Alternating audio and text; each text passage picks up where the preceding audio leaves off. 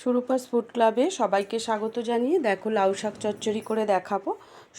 সর্ষে পোস্ত বেটে নিয়েছি। তা আমি নিয়েছি লাউ শাক, ডাঁটা, কুমড়ো, আলু। এগুলো প্রেশার কুকারে করে দেখাবো চটজলদি রান্না হওয়ার জন্য। দুটো শুকনো লঙ্কা তেল দিয়ে তাতে দিয়ে দিয়েছি, তার মধ্যে 5 ফোড়ন দিয়েছি।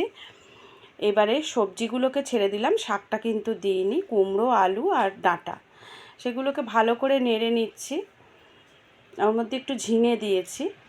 এবার তার মধ্যে নুন, হলুদ, কাশ্মীরি লঙ্কা আর চিনি একসাথে দিয়ে দিয়েছি। দিয়ে ভালো করে মশলার সাথে সবজিগুলোকে মিশিয়ে নিচ্ছি।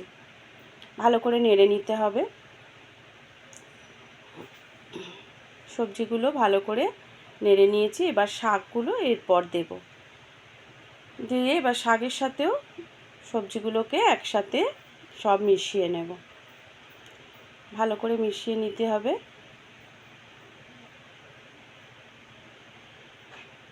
একটু চাপা দিয়ে হতে দেব।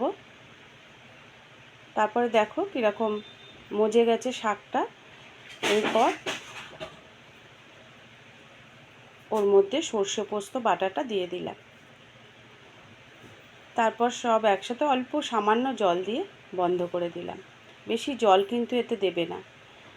2টো সিটি দিয়ে দেখো তাও কতটা জল বেরিয়েছে। শাক থেকে একটু জল তো বেরোয়, সেটা গ্যাসটা জ্বালিয়ে জলটাকে শুকিয়ে নিতে হবে। শুকিয়ে নিয়ে সব আর সবজিগুলো সুন্দরভাবে সেদ্ধ হয়েছে, কোনোটা গলে যায়নি, যে গলে একদম মিশে গেছে তা নয়। দেখো জলটা শুকিয়ে গেছে, রেডি হয়ে গেছে আমার লাউ শাক চচ্চড়ি। তাতে একটু আচারের তেল ছড়িয়ে দিলাম, সুগন্ধ বেরোবে।